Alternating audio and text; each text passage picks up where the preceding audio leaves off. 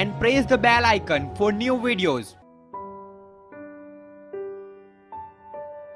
कुछ सालों पहले की बात है। एक गुरु और शिष्य कहीं से गुजर रहे थे। चलते चलते वो एक खेत के पास पहुंचे। दोनों को प्यास लगी थी तो वो खेत के बीचों बीच बने एक टूटे फूटे घर के सामने पहुंच गए और वहां जाकर उन्होंने दरवाजे को खटखटाया। गुरु और शिष्य पहले से चौंके हुए थे क्योंकि खेत बहुत ही बड़ा था और अच्छी और उपजाऊ जमीन भी थी, लेकिन उसकी हालत देखकर लगता था कि उसका मालिक उस पर जरा सा भी ध्यान नहीं दे रहा है। जैसे ही दरवाजा खुला, अंदर से एक आदमी निकला, उसके साथ उसकी पत्नी भी निकली और 3 बच्चे भी थे।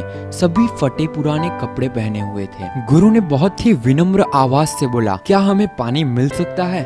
आदमी ने गुरु को पानी दिया और पानी पीते पीते गुरुजी बोले, मैं देख रहा हूँ कि आपका खेत इतना बड़ा है पर इसमें कोई फसल नहीं बोई गई है। आखिर आप लोग अपना गुजारा कैसे चलाते हैं? आदमी बोला, हमारे पास एक भैंस है, वो काफी अच्छा दूध देती है। दूध बेचकर कुछ पैसे हमें मिल जाते हैं और बचे हुए दूध का हम सेवन करते हैं और हमारा गुजारा ऐसे ही चलता रहता है। शाम होने आई थी और काफी देर भी हो गई थी।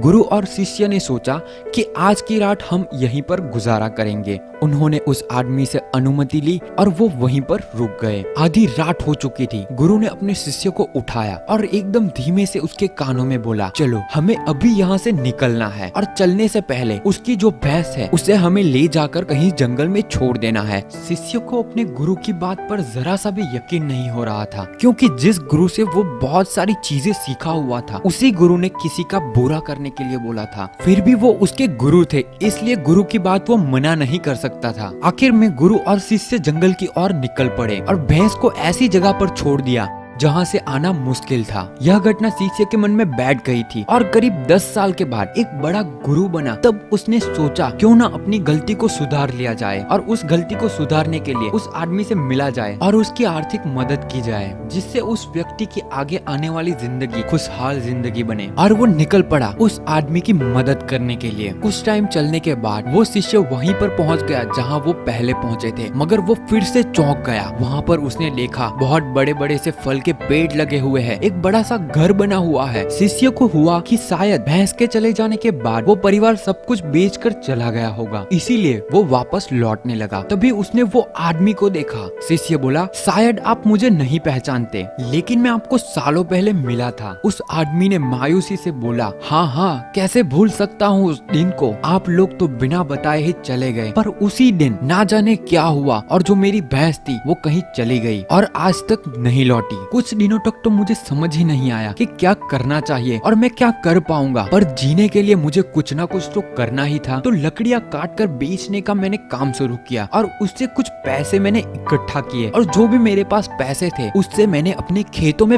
फसल उगाई। आखिर में मुझे अपनी मेहनत का फल मिला। फसल बहुत ही अच्छी निकली। बेचने पर जो पैसे मिले उससे मैंने फलों के बगीचे लगवा दिए। ये काम बहुत ही अच्छा चल पड़ा और इस समय आसपास के 1000 गांव में सबसे बड़ा फल का व्यापारी मैं हूँ। सचमुच ये सब कुछ ना होता अगर वो भैंस नहीं चली गई होती, क्योंकि उसी के कारण मैं लाचार था और उसी के कारण मैं और कोई काम नहीं करना चाहता था। उसके जाने से मैंने तुरंत नए रास्ते निकाले जिससे मैं पैसे कमा सकता था और आज मैं एक बहुत ही बड़ा व्यापारी बन चुका हूँ। शिष्य बोले, लेकिन ये काम तो आप पहले भी कर सकते थे। आदमी बोला, कर सकता था, लेकिन तब मेरी जिंदगी बिना मेहनत किए भी चल रही थी। मुझे कभी लगा ही नहीं कि मेरे अंदर भी इतना कुछ करने की क्षमता है, तो कोशिश ही नहीं की मैंने। लेकिन जब मेरी भैंस चली गई तब मुझे एहसास हुआ कि मैं दूसरा भी काम कर सकता हूँ जिससे मैं अच्छा खासा पैसा कमा सकता हूँ और मेरे बच्चे,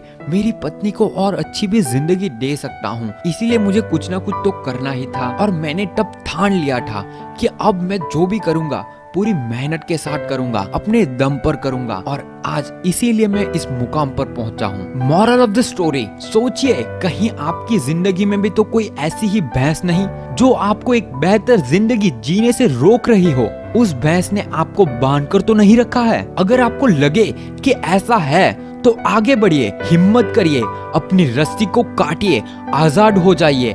आपके पास खोने के लिए बहुत ही कम चीजें हैं, पर सोचिए अगर आप सक्सेसफुल हो जाएंगे तो पाने के लिए पूरा जहान है आपके पास। जाइए और उसे पाकर दिखाइए और अपनी जिंदगी को एक सक्सेसफुल जिंदगी बनाइए। दोस्तों, ये कहानी आपको पसंद आई तो लाइक जरूर कर दीजिए और अपने दोस्तों से जरूर शेयर कीजिए और इस चैनल को सब्सक्राइब कर लीजिए।